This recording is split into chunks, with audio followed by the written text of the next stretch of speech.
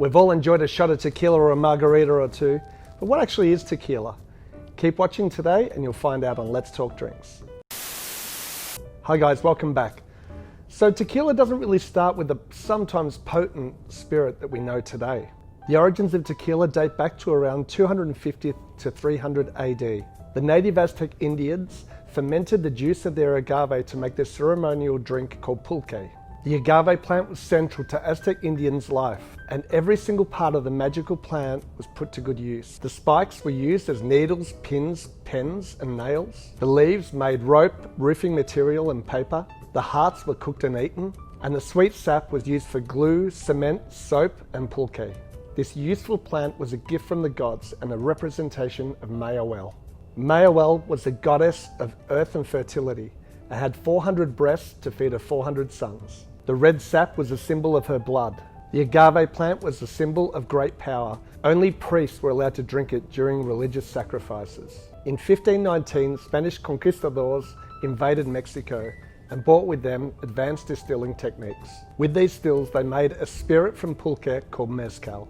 To this day, many Mexicans still refer to the agave plant as mezcal or maguey.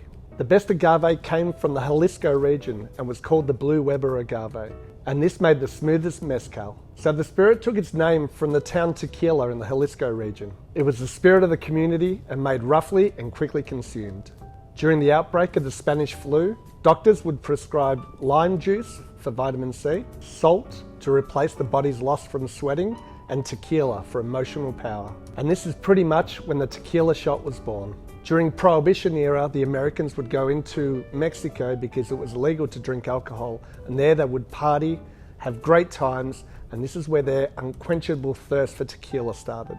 And to this day, the Americans are the largest consumers of tequila outside of Mexico, all around the world. This created a little bit of a shortage of tequila, and especially the agave plant.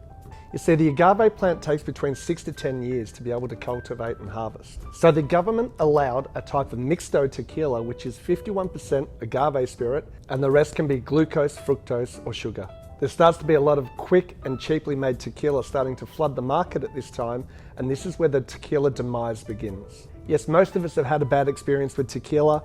However, you'll find that it's normally that shot of tequila at the end of the night after drinking everything else, or that really harsh, horrible type of tequila that turns a lot of people away from drinking tequila.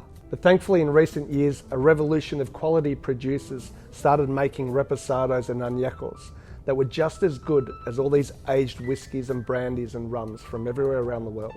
Then movie stars, singers and rappers start singing and drinking tequila, which also makes it more popular. Thankfully, nowadays, there's a tequila explosion all around the world. People are drinking amazing tequilas and loving it. So guys, there's a little bit of the history about tequila. If you would like to know a little bit more about the production of tequila, stay tuned. I have another video coming out, which is the 7 steps of tequila.